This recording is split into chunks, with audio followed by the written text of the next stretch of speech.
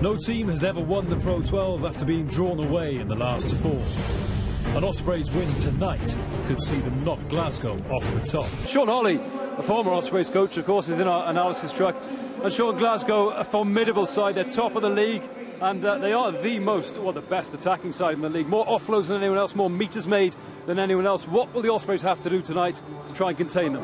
They'll have it all to do, Ross, because Glasgow are a difficult side, but I sense there's an old air of expectation here in Osprey land, and it is potentially the highest pressure game under Steve Tandy's reign. Why? Because they do expect to win. They know they need a home semi-final, and it's within their grasp, but they're going to have a difficult night tonight because Glasgow are a top team.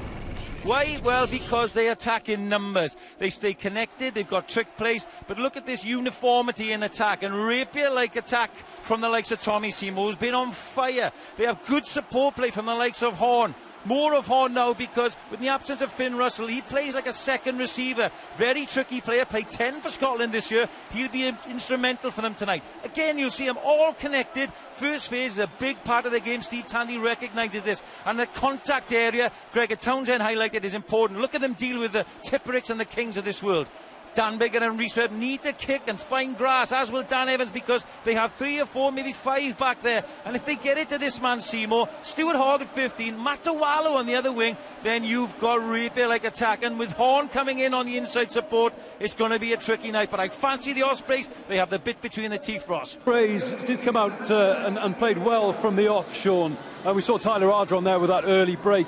But their handling, uncharacteristically, just letting them down at times this evening.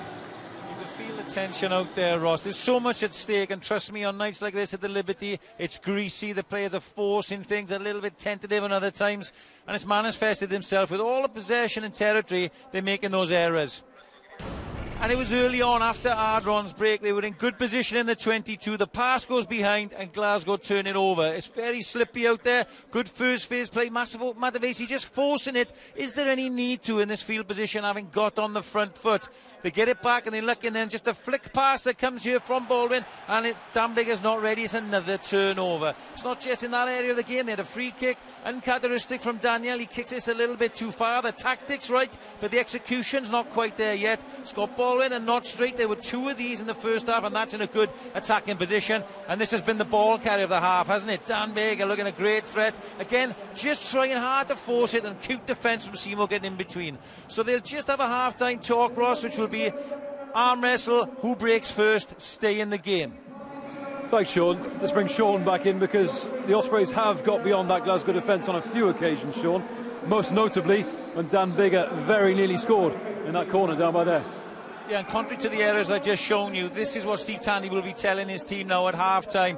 Put some structure on it, do what we practice in training, and implement it in the real areas that we need to attack. Let's take a look at the build-up of it. It's good ball from the line that they bring it down, and it's that man Baker again, taking it into the heart of the Glasgow defence. Now what they do is they use Justin Tipperick, who's the widest guy here. Now what he does in carrying it wide is he takes out 4 Glasgow defenders, which makes it harder for the Glasgow defence to fold. He gets across the gain line with leg drive. Ardron accentuates that by even more leg drive. Now it opens up dog legs. They practiced it.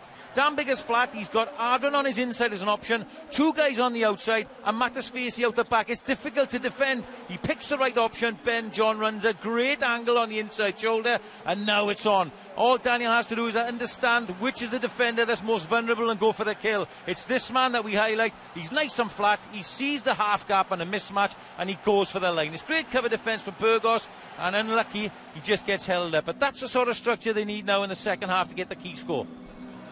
Thank you, Sean. We can have a look at that offload now for that try, because Sean Holley has been looking in a little more detail at this one in the truck. Over to you, Sean.